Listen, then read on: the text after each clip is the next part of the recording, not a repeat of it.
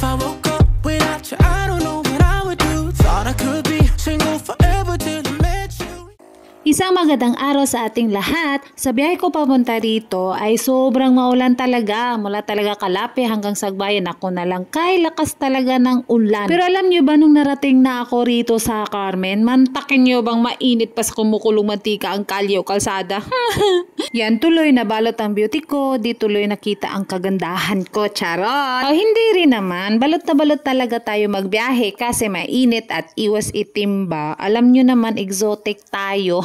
Pero itong oras ngayon, nako, late na ako. 12 PM na kasi. Dapat kasi 11 AM andito na ako. Kasi maaga nila binibigyan ng agahan ang mga biik. Ay, hindi na pala biik, kundi baboy na pala. Nasa 1 month na pala ang mga alaga ko. Well, anyway, hayaan nyo muna ako magsuot ng aking mga gear. Parang rides lang ba? Kakaibang rides itong gagawin natin ngayon. Pero alam nyo ba guys, na itong boots ko ngayon, social, made in Hong Kong pa ito. Bigay ito ng aking kaibigan na si Roquesa. Shout out to you, my friend.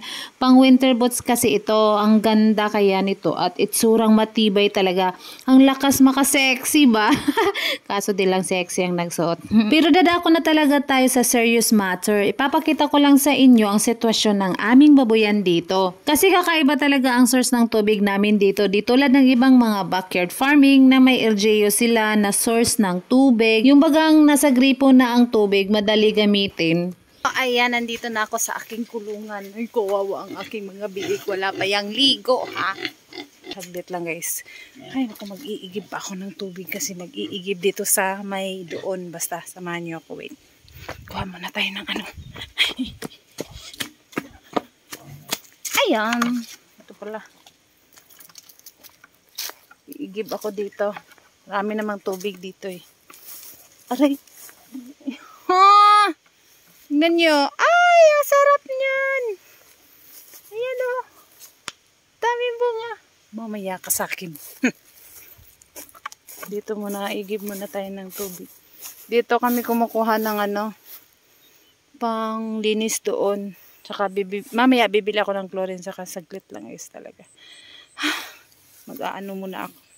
At hindi ko na alam kung ilang beses akong pabalik-balik dyan. Basta ang alam ko, sobrang bigat ng isang balde. At 7 beses kaya ako pabalik-balik dyan kasi ang laman ng isang drum na yan ay 7 balde.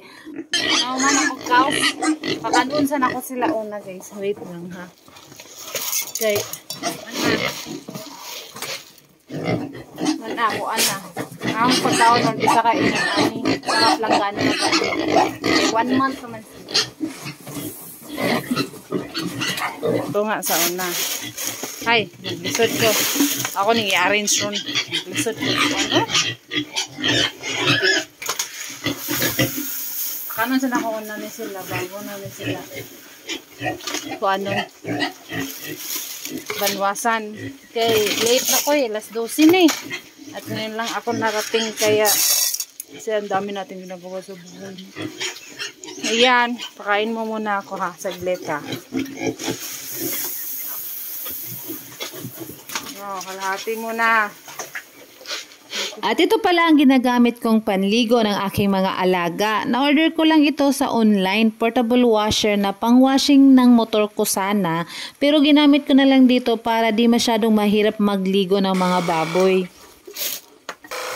Yun. Nakakatulong na rin tong washer na to kasi winawalis lang naman namin yung dumi nila at di masyadong magastos sa tubig ba. I mean, di masyado o madali maubos yung tubig na naigib namin. Kasi alam nyo naman, medyo mahirap talaga mag-igib ng tubig. Doon pa kami kumukuha, di ba, sa likod nito, nitong kulungan na baboy na to.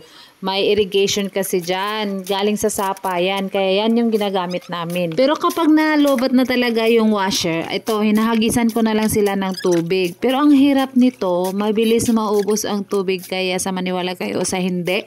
6 na drum ang nauubos namin tuwing naglilinis kami sa kulungan. At ito naman ang pangalawang araw ng aking pagpunta rito. Binibigyan ko na kasi ng oras dahil medyo lumalaki na sila.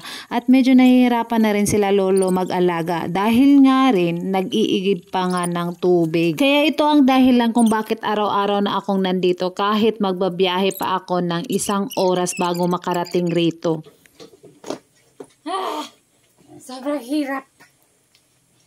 Kailangan ko na talaga ng tubig, guys. Promise.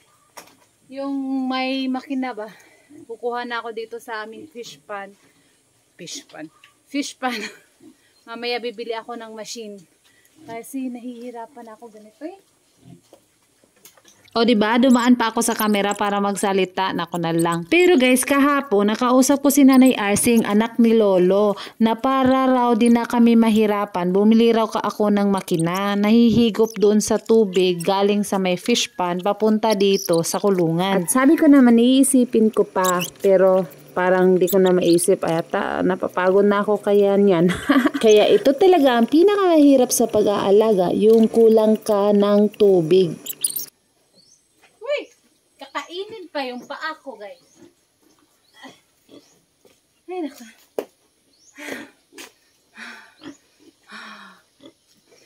Kakaiyak na. Wala na akong tubig dun sa drum ko.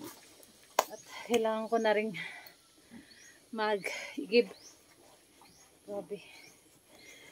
Ito yung pinakamahirap na pagpa-farming ng mga baboy. Kasi yung walang tubig talaga na panlinis. Doon ako kumukuha sa bandang likod nito. Doon sa may yung parang irrigation ba ng tubig sa may palayan. Doon ako kumukuha ng tubig. Wala kasing balon dito yung deep well ba. Parang naano ako. Kailangan ko palang mag-mask, no? Pangalawang araw ko na to dito sa paglilinis ko sa baboyan kasi ako na yung nag hands on dito kasi si Lolo na injury at saka matanda na rin at di masyadong malinisan yung kulungan ba. Yeah. Ako na lang mag-iigib pa ako doon mamaya, kaya kita-kita muna tayo at sasamahan niyo ako doon. Punta tayo sa may sentro dito sa may palengke nila. Bibili tayo ng machine pang yung hihigop ng tubig. Doon ako kukuha sa may fish pan namin. Tsaka panlinis dito. Para linis dito ba. See you later, guys. Kaya mag-iigib muna ako bago kami aalis.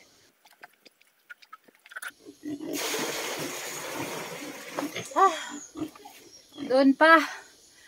Doon. So, sobrang dami talaga.